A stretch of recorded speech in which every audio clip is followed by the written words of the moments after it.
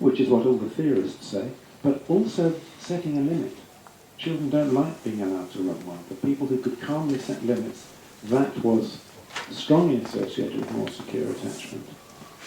So I put it to you that I think attachment is an important concept as you grow up into adolescence. And limit setting as well as sensitive responding is important. It's what I call love and limits being important. And okay, so by the time you are a teenager, what predicts it? So this is a follow-up of over 200 children. To begin with, they were 4, 5, and 6, and now they were up to 17. So we're starting with child attachment actually between 10 and 17. And the current sensitive responding, yes, that was related. What was interesting is that the parents were more sensitive. This is just a little 20-minute videotape, sometimes 10 years different, quite strongly correlated. The parents who were sensitive at one age were more likely to be sensitive at the next age. But then when we put them together in a multiple regression, actually my PowerPoint skills are not very good. This became insignificant. What was important was the early sensitive responding was more important for the adolescent, not the current parenting. So put another way, if you've done good stuff when they're younger, even if you have a difficult time in adolescence, that will still be security. But vice versa, if you've had a bad time early and then try and make it up later, it doesn't quite work. Yes, sometimes I show a thing now which says, be nice to your children because they will choose your older people's home. And now to try to persuade the government, I've just recently, in the Dear JCPP, published a thing which, to try and attract attention of the ministers, I called it the cost of love. This was the yearly cost of those children who were secure and insecure. If they were insecure to the mother, they cost more money, but especially to the father, they cost a lot more money to society. So this is trying to make the case that we should invest in supporting parents, particularly, as I was saying the other day, if you're very busy in working and you leave it to a nanny or a domestic servant, they may not be the best people.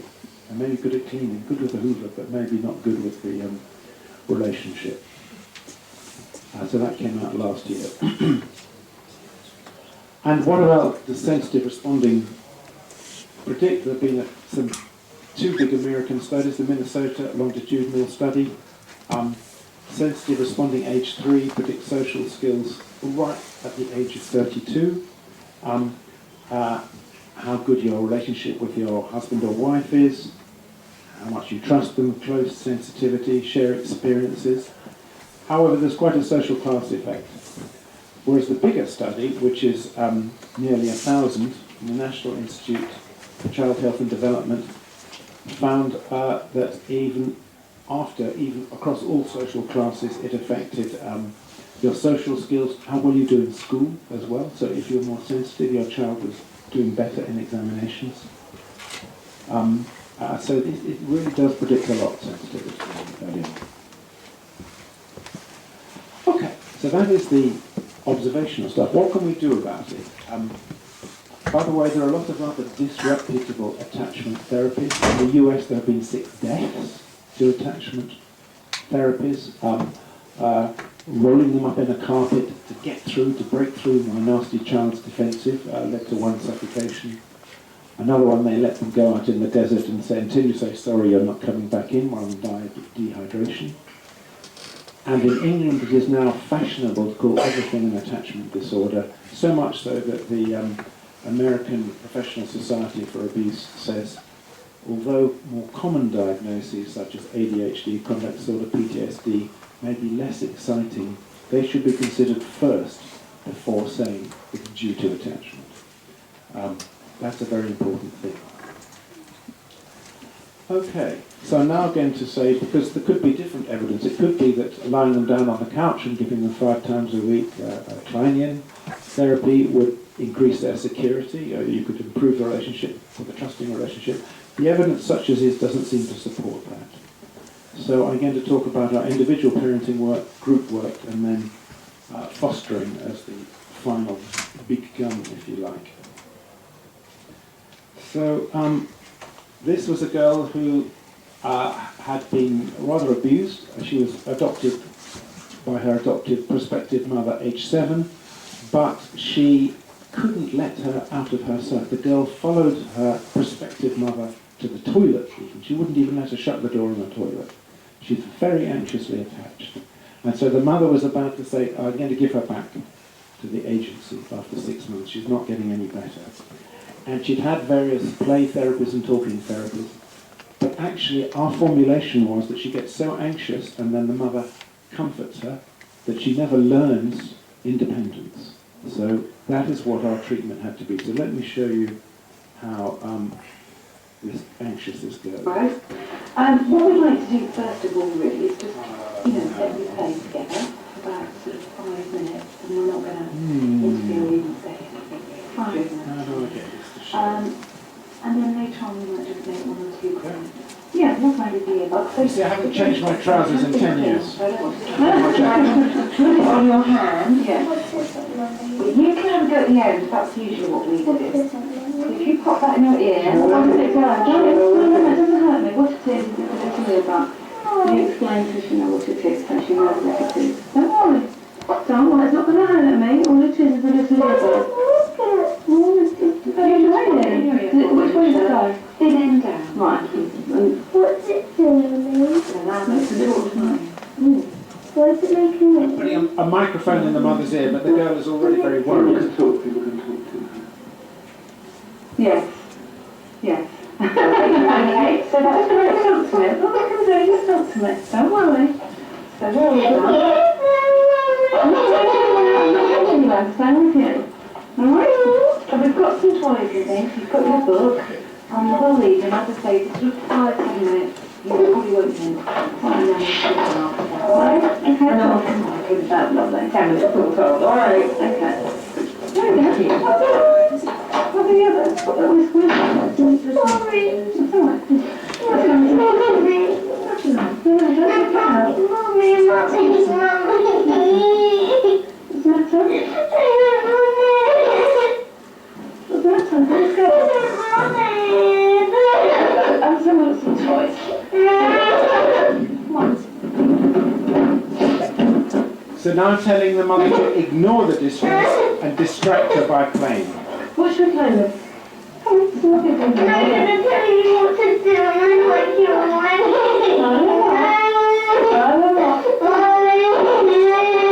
Come on, let's look. Whoops. Oh, you're playing hotel. Hotel. You was wanted like it. You was wanted like a little house, didn't you? Look at the house.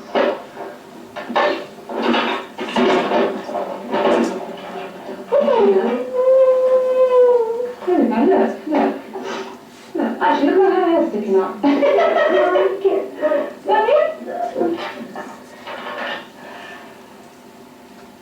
we go, look at her lovely skirt there. What should we do with it now? I'll tell you what, you can dress one of them, and I can dress the other one, we can put them in the hotel. So gradually her level of crying is going down, and I'm instructing mother, ignore the crying, distract her, which is hard, because as a parent, as a mother, you think, oh, she's upset, I want to comfort my baby, my 7-year-old. But in this case it was not helpful, and it was not a generalized anxiety disorder. She was fine at school. She could even do sleepovers, but it was an attachment thing. And it's difficult, so you have to coach the mother to get out of what I call the attachment domain into an everyday life or a disciplinary domain. So she came back 2 weeks later after being told to, said, I can't do it. I feel it's going to damage my child. So I then had to talk to the theory to the mother, saying, it's not going to damage her, she's not going to get an epileptic fit or be ruined inside. And then she said, well, I think she could be being manipulative. I said, I don't think it's conscious. She says, we have long discussions for an hour about this problem, but it doesn't seem to help her. I don't think it's very helpful explaining all these things. It's the way you behave in the relationship. So having then explained that to her. She was happy to carry on, and this is her 3 weeks later. This is me on the telephone, pretending to be her mother's friend, because this was a very difficult situation.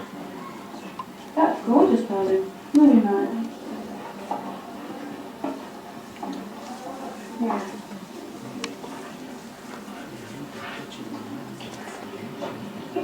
Yeah. Yeah, that's great. Yeah. I'm going to put some nice, maybe a ribbon in my hair, perhaps. Yeah. Yeah. So I'm encouraging the mother to give her little love darts, as I call them, so that the girl knows she is kept in mind. Yeah. Yeah. Yeah. Okay, yeah, all right then. So I'll call you back later on, maybe. Yeah, all right then. Okay. Yeah.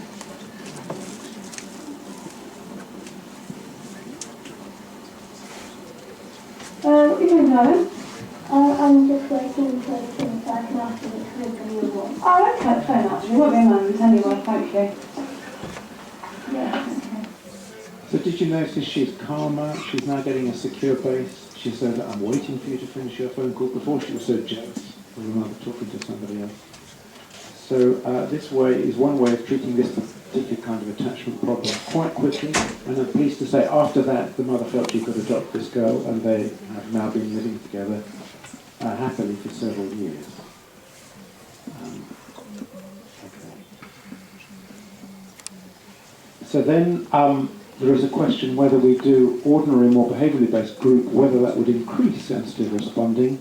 So we used the same videotapes in a trial called the Primary Age Learning Study in a very culturally diverse part of London. The majority were West African or of Indian and Asian background parents. And sensitive responding did increase pre to post, although the security rating by the dog they did not. So the control group are in the front, they're getting slightly less sensitive 1 year later, but the intervention group in the background are becoming more sensitive. So you can teach sensitive responding even a bit older, and other people have shown this. So last of all, I want to talk to you about whether once you have had early abuse, is it finished? Can you ever learn to trust and love again? Some people would say the first 1,000 days are so crucial that it's pretty much all over by then. You are damaged. I have psychoanalytic colleagues, some of them are very good, but they say they're damaged inside. It's not very nice to be damaged goods, is it? So the question is, could there be potential for recovery? So then we took 50 fostered children, and who'd been for about 6 months with their foster carers, late place, age 7, after a lot of abuse. The parents were drug abusers in 90% or severe depression. And they'd usually come into care for neglect and abuse. That was the reason. And we had a control group. So it doesn't really matter, but they had about 5 times the level. So normal population, white bars, our population, grey bars, and the national Robert Goodman's adoption study, the orange bars. So they're typical of abused children who come into public care. So now let us look at whether this instrument works. So let's take that same boy. The first one was actually his foster mother, the one who said, she's there for me when I'm sick all over the night. Let us try and see what he is like when he is talking about his birth mother. Right, okay. So, Jordan, this is an interview about you and your family. I'm going to ask you some questions about yourself first, and then I'll ask Me? Yeah. Mum, but that next one. Now, Why? did you ever meet him? No.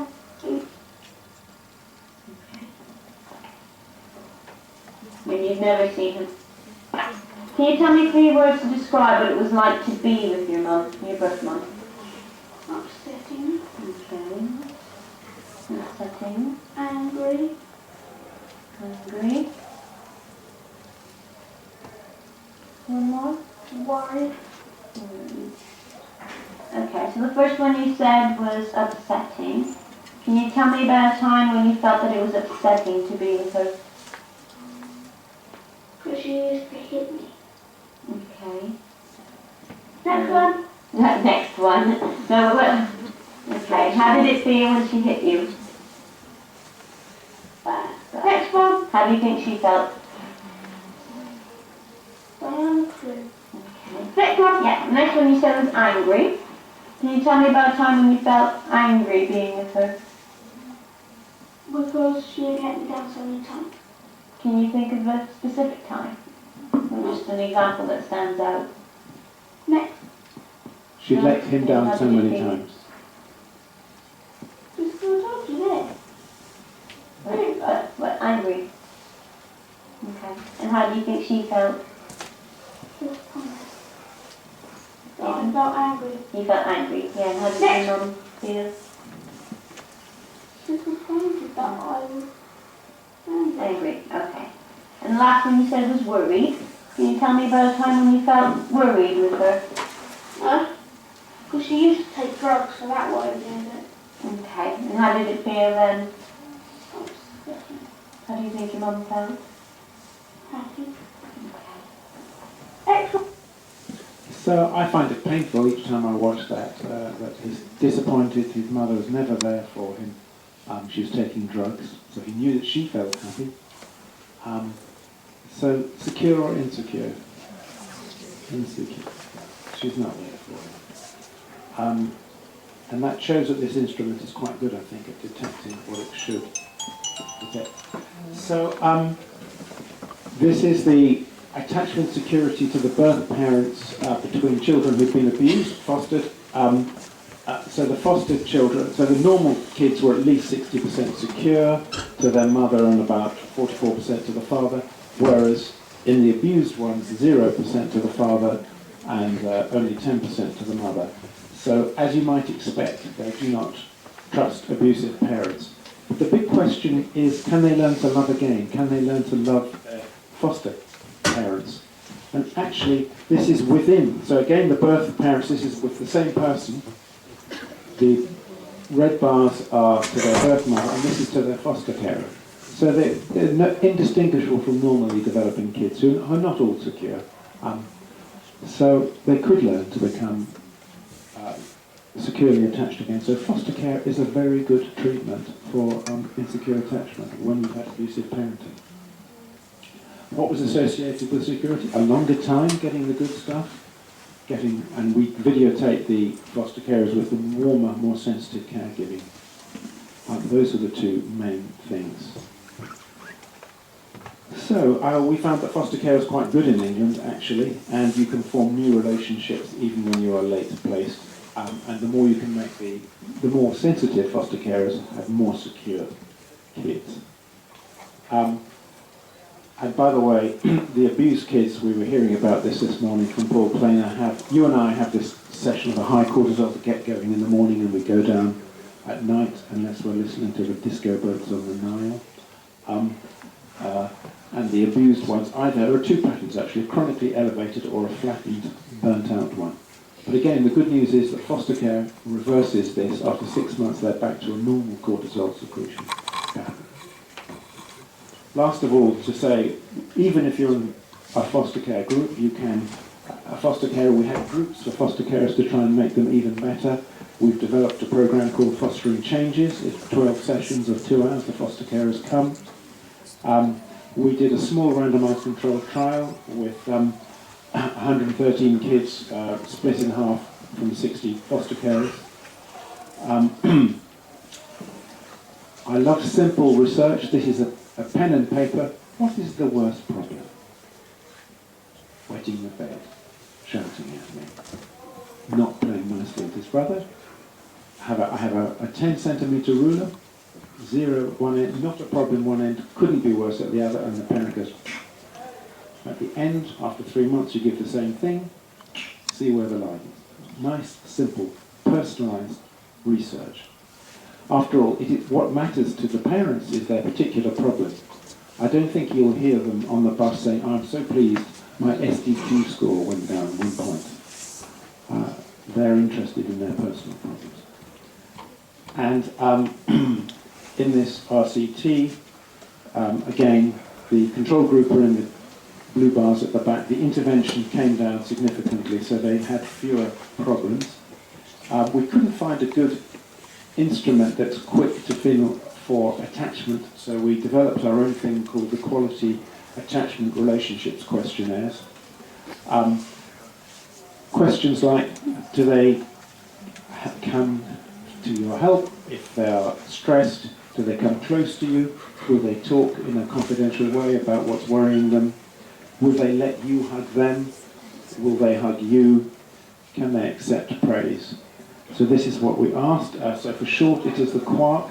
I like that because in subatomic physics, the quark is the heart of the matter. It's the heart of all being.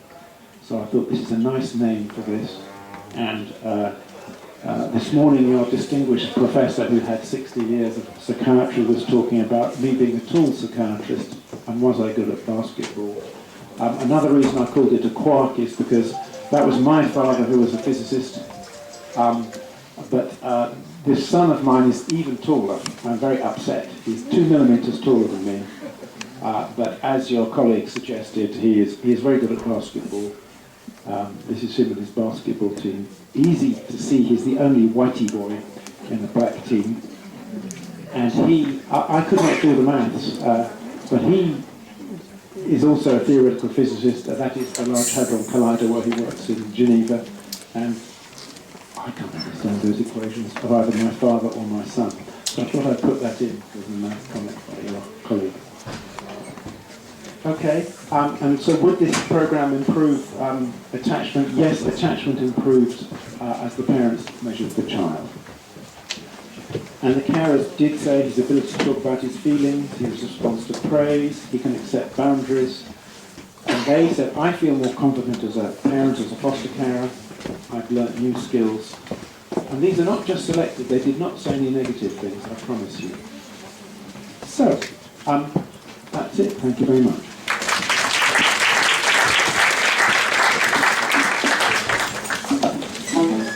Thank you very much, Professor Scott. I think we had a lovely plenary today. Brainstorming. So I think we were moving to our next session.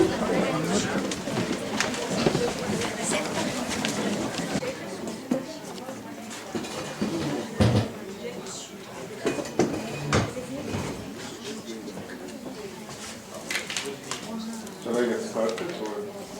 Oh, yeah, yes.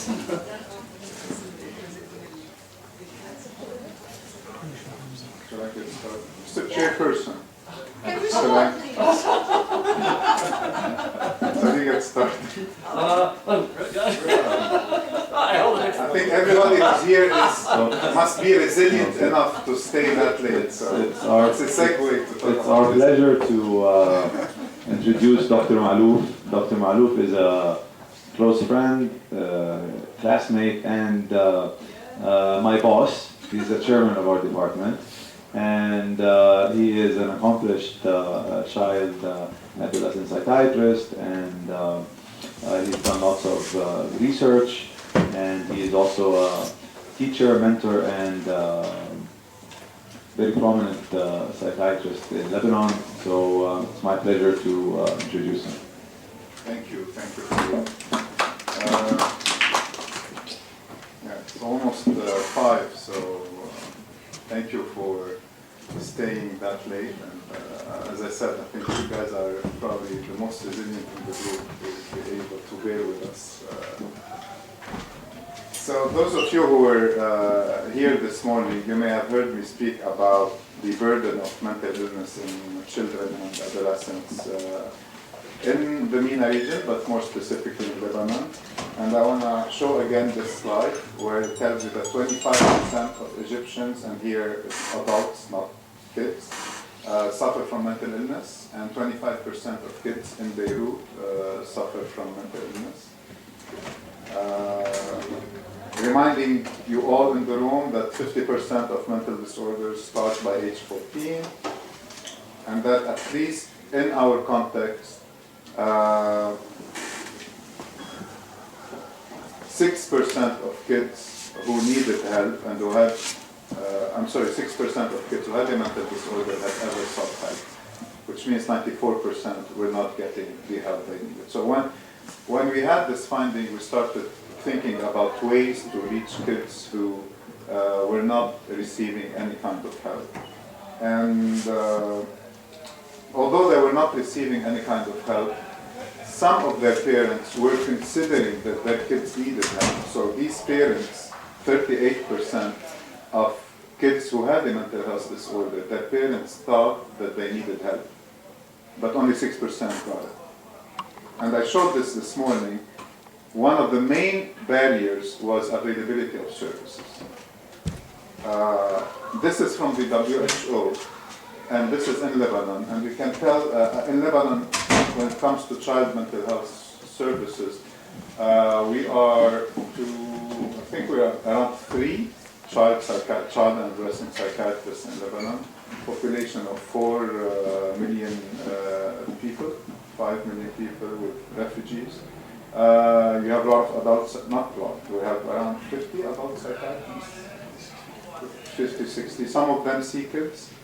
We don't have a specific child inpatient psychiatric unit. This is almost 10-year-old now, but at least according to this paper from the WHO, or this report, you have 10 outpatient mental health facilities, only 30% of them were open for kids. And you have 3% of all inpatient beds open for kids. So there is a shortage, and even when you as a parent wanted your child to see somebody, you couldn't because of availability, of the lack of availability of services. So, and then there was this whole movement of MH gap and bridging the gap, the treatment gap. And then we thought, why won't we reach kids where they are? And the natural environment where kids are is schools, right? And there was this, also timely paper by Dr. Patel about improving access to care for children and adolescents with mental health disorders. And it really describes how task shifting plays a role, how integrating mental health services within primary care clinics, and how really school mental health services can help bridge this gap. So, kids are at school, it's a natural environment, natural setting for them, they're there 8 hours a day, so we researched the literature, applied for a grant, and got lucky to be funded to conduct a study, which is school-based, primarily looking at translating, validating, and testing an Australian intervention called the FRIENDS program.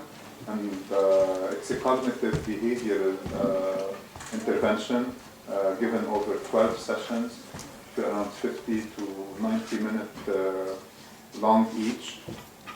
It was written in English, but it's been translated in other languages, and it's been tested in low-middle income countries as well, such as Brazil and Mexico. And it was endorsed by the WHO as best practice for prevention of anxiety disorders. It comes in different versions, so you obviously have the version for the youngest and the older age group. We were interested primarily in testing the one that primarily targeted adolescents. So, and our target symptoms were symptoms of depression and anxiety, and a sample of students attending middle school in Lebanon. Primarily, we were interested in grade 6 students. And in addition to testing the effectiveness of the intervention, we were also interested in looking at the implementation. And we had a lot of measures to look at the fidelity, the dose, acceptance, the reach of the intervention, because it's a new one. And you know, it's important when you translate and adapt an intervention to look at whether or not it's accepted by the parents, teachers, and students, and whether or not also there was fidelity, whether you were giving what the intervention is about. Now, for the implementation component, I will not present the data on the implementation component, but you know, we did conduct focus groups with parents, focus groups with teachers, focus groups with kids, and we asked them a lot of questions about the actual, they're on the receiving end, right? So the actual impact of the intervention. And we learned a lot from them, and now we're in the process of, you know, designing something based on this intervention, something that would better answer the need of the population. But let's focus on the effectiveness of this. So we partnered with colleagues from Harvard Medical School, and we were funded by the Global Health Department, Global Health Delivery Department at Harvard. And you know, we're a large team, colleagues from public health and colleagues from other psychologists, psychiatrists. So we recruited 10 schools, private schools in Lebanon, and we randomly assigned 5 of them to receive the intervention and 5 to act as waitlist and controls. You know, we told them, you know, if you were to be assigned to a control group, if the intervention is proven to be effective, we will ethically deliver the intervention to your school at the end of the study. And this is what we ended up doing. Actually, we ended up delivering it to 3 out of the 5 schools, remaining schools, because 2 of them elected not to receive it because of scheduling issues. And we had 4 time points, so we had a baseline before the intervention, immediately after the intervention, 6 months after, and 9 months after. I'll present some data immediately after the intervention, which luckily we got accepted 2 days ago in prevention science. So we've been working on this manuscript for the past several months, and now we're looking at the longer term data. So I'll present some of the immediately after intervention data and some longer term data as well. So we had self-report measures, and we had parental measures. So the kids filled out their own SDQ, MFQ, and SCARE. And again, MFQ because we're interested in depression specifically, SCARE for anxiety, and SDQ for general emotional symptoms and other hyperactivity and conduct symptoms. This is the actual workbook. I'm sorry, this is the manual for the leaders. So my friends use Skills for Life. These are the acronyms for the actual skills that the kids would learn during the intervention. F for feelings, R for relaxation, I for inner helpful thoughts, which is, you know, challenging your cognitive distortions. Excuse me. E for problem solving, reward yourself, practice, do it every day. And this is our translation.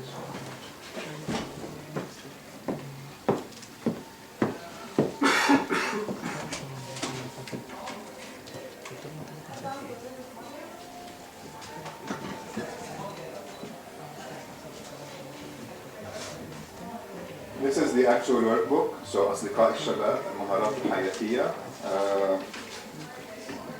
What we did, in addition to translating it to Arabic, we did some cultural adaptation. And by cultural adaptations, we did do some modifications to the names that were used to make them more cultural relevant to the local context. We also changed certain things. For example, in the original book in Australia, when they ask kids to engage in rewarding activities, they ask them, for example, to go surfing, and our kids typically don't surf. They may play basketball, so we put basketball instead of surfing. We replaced, kangaroos with something else that our kids do see. Some of our kids never saw a kangaroo. I never saw a kangaroo myself. So, we made these modifications. And we also did make less references to politics and religion in the book itself. This is an example of a modification. We replaced some, Australian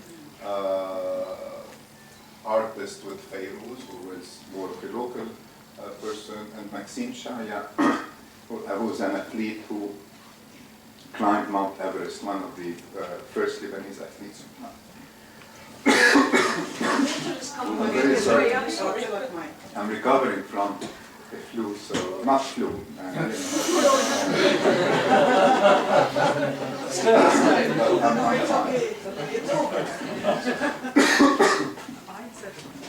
Maïsiede is another answer. So this is from the activity book. This is one of the lessons on recognizing emotions. So, for example, you divide kids in groups, and you show them, different facial expressions, and you ask them to match these different emotions in Arabic to the different facial expressions. And another activity was, for example, about regulating your emotions, and we give the example of the thermometer, and this is where kids learn, the intensity of their different emotions and where to intervene and use the coping skills before it becomes too late. This is another example of the actual CBT. So you have the situation in the middle, for example, حصلت على علامة منخفضة على امتحانك, and then you have the actual red thoughts using the traffic light analogy, and you have the green thoughts, and here are the red thoughts, and مني ذكي, and you could actually replace them with more hopeful thoughts, which are here the green thoughts. Here are the red feelings, break them with yellow with green feelings. What did I say here? And here are the red behaviors, and you could replace them with green behaviors. This is an actual, cognitive automated thought, and we encourage to change with asking them leading questions.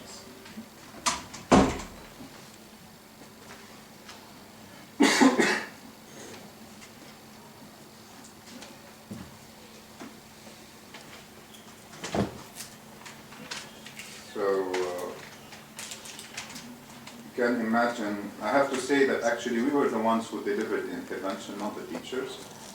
This intervention can also be delivered by either school counselors or teachers if they're properly trained. And we are in the process now of, doing the same intervention in a younger age group, but through the teacher. So we train them, they're delivering it, we observe, rate them, and give them feedback. This is the implementation team. This is me giving a session to the parents on orientation. As part of the program also, there are 2 parent sessions. I gave the first one, and we used it as a recruitment session also for the research study. This is, one of the trainers, and this is one of the classrooms. You could tell that, some of the schools that were so we excluded schools that have where the students were primarily from high social class. So we excluded schools that have tuition fees in the upper range and the lower range, the 25% high tuition fees and the 25% on the lower end of the tuition fees. So these are schools where kids come primarily from low to low middle income class. There were sessions also on friendships and relationships, and now the juicy stuff, the results. So what we showed, so I should tell you the sample size somewhere, but it's in the 250 something range. We had 50% girls, and these are the demographic of the sample. Some of them had sought mental health help, around 10%. So the sample size is 277. 144 was in the experimental group and 133 in the control group. So the first outcome measure was SDQ emotional, and SDQ emotional really looks at emotional symptoms, combination of anxiety and depression. And this is immediately post-intervention. We had what we call a time-by-group interaction, and in the orange you could see that the improvement in the SDQ emotional for the intervention group was steeper, which tells us, you know, the kids in the intervention group were more likely to have improvement in their SDQ emotional score. But also, kids with the control group somewhat improved without doing anything by us. And some of these kids were really so hungry for some connection. So just by us showing up, recruiting them into the study, asking them to fill out questionnaires, giving them envelopes to take home, and checking on them whether or not they brought the envelopes back. All of this, I think, may have done something with these kids. And there was also the orientation session for the parents. So, but this did not last. So at 6 months, kids in the control group were almost back to baseline in blue. Kids in the intervention group continued to improve, but to a lesser extent, as if it plateaued. Now, interestingly, we divided them into 3 groups at baseline. So those with high SDQ at baseline, middle range SDQ, and low SDQ. And you could see in green, it was mostly effective in kids who had were at high risk at baseline. And you know, most interventions are effective in individuals with high risk at baseline, and we did show this over here.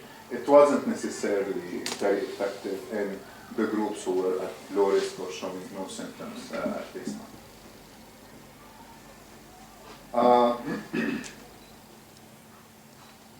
And we showed this here as well. So if you look at anxiety at baseline and depressive symptoms at baseline, you see that those who had high anxiety versus those who had low anxiety at baseline, the difference was mainly in the high anxiety group rather than the low anxiety group when we divided them based on scared. When we divided them based on the MFQ at baseline, the difference was primarily in those with the low depression score.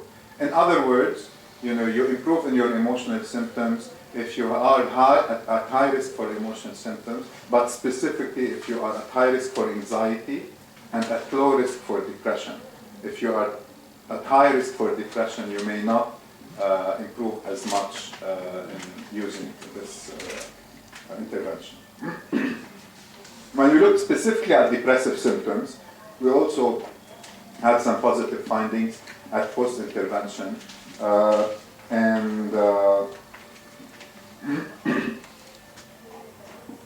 And when we looked at specifically anxiety symptoms, we had some gender interaction with gender. So it was the girls who primarily responded to the intervention on the anxiety measures. Why? We're not sure. Is it because the girls in general at a higher risk for anxiety, and we did show that those who are at high risk for anxiety are the ones who improve? Or is it because the boys are too disruptive in the classroom and they really did not get what they needed to get from the intervention? And some of our facilitators were having difficulty actually reaching some of the kids in the classroom. 5 minutes, right on time. Thank you. So, and then we asked in the intervention group, regardless of the control group, what predicted improvement? So, how can I tell which kid is going to improve or benefit from this intervention. So when we look at the change in SDQ emotional, these are the variables that were significant, and I think all of them would fit under high risk for mental illness, right? So if you have a family member with psychiatric disorder, if you've ever sought help for mental health, or if you have a high emotional baseline SDQ emotional. And then we put them together in the final model, and these two remain the most safe. Now, I have a couple of slides that to show you the implementation evaluation data. It's not the focus group. We had, in addition to focus groups, we had questionnaires. So here it's the students, and these are questions. I liked the program. I learned new things. I found it helpful, etc. And you could see that most of them, either agreed or strongly agreed with these questions. These are questions to measure acceptance of the program by these students. This is, we asked them at the end to just place a happy face, neutral face, or a sad face about the session. And for session 1, for example, you could see 78% were satisfied, 14 were neutral, 7% were dissatisfied. So you could tell that, that we had a dissatisfied group, it was ranging between 4 and 10%. So as I said, from the focus group, we learned a lot of things, including, it's very difficult to provide these, meet all the objectives within 45 minutes, which is the typical period within the academic schedule of most of our schools. And we learned some other things as well, which we're trying to address in our hopefully next study. But I think training the teachers is important. This is in a training workshop that we gave.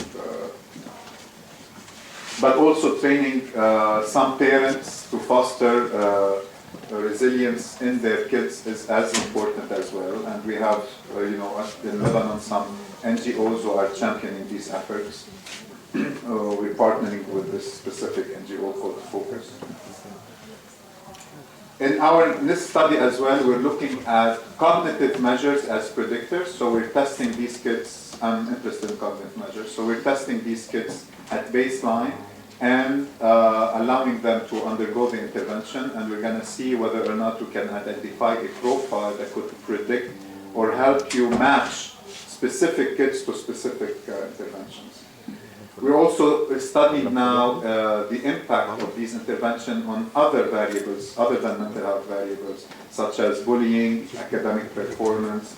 Does it mitigate risk of screens, for example? So I conclude by, saying that there is a high burden of mental health disorders in adolescents in Lebanon and the Arab region. There is a wide treatment gap. School-based interventions offer a promising way to bridge this gap. Not all kids respond equally, so be aware that if the kid is very depressed, he or she may not respond. And maybe resilience building goes beyond improving psychiatric symptoms, and it would improve your overall functioning in general. Thank you.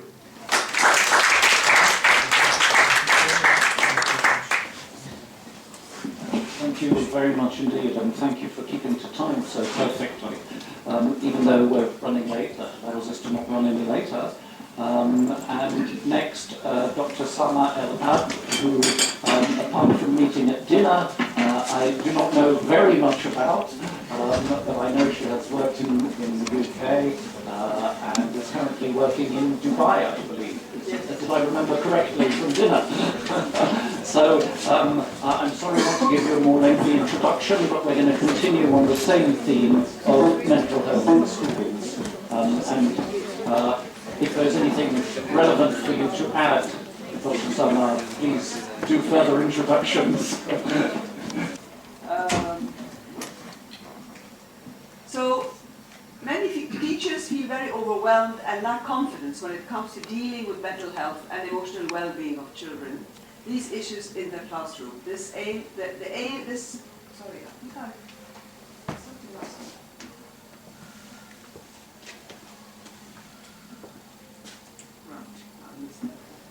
teachers need help and support in order to create a classroom and school environment where children can thrive with good mental health.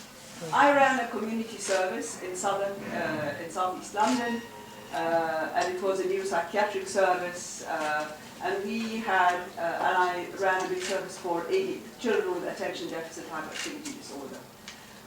We had good links with our schools and with the teachers because, as you know, in ADHD specifically, there's need to liaise with the teachers, classroom management, seating, where the children are seated, how to treat children with ADHD is really important.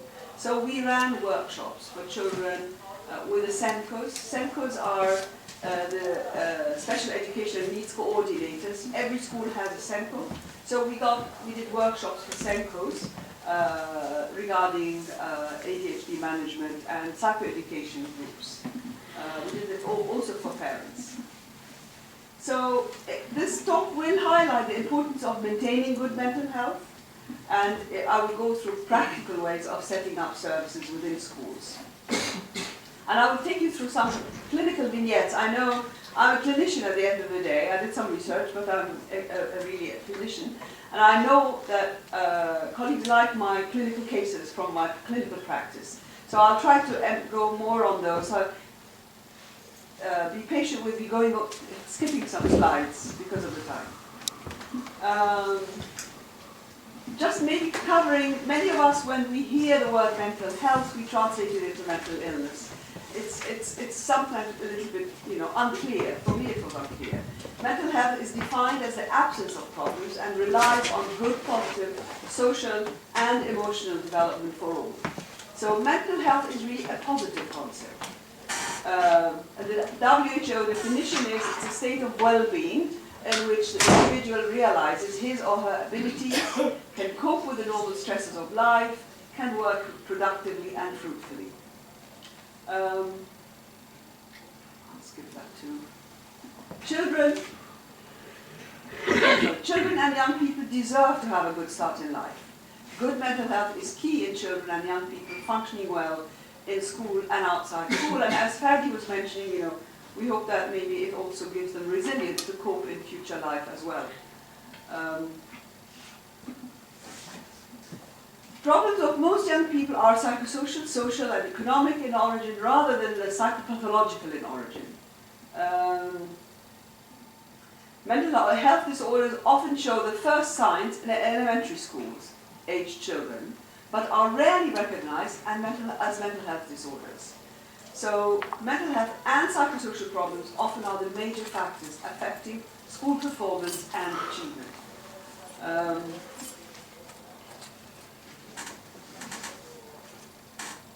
Children spend a good deal of time at school, and if we look at our memories or our friendships, one thinks of school friendships, because we did spend a lot of time in school, and school was a major factor in our lives. So it is also a major place to equip children with good skills to deal with life. Schools are, of course, easily accessible. There's no stigma attached to them compared to coming to a clinic or to hospital where we were based.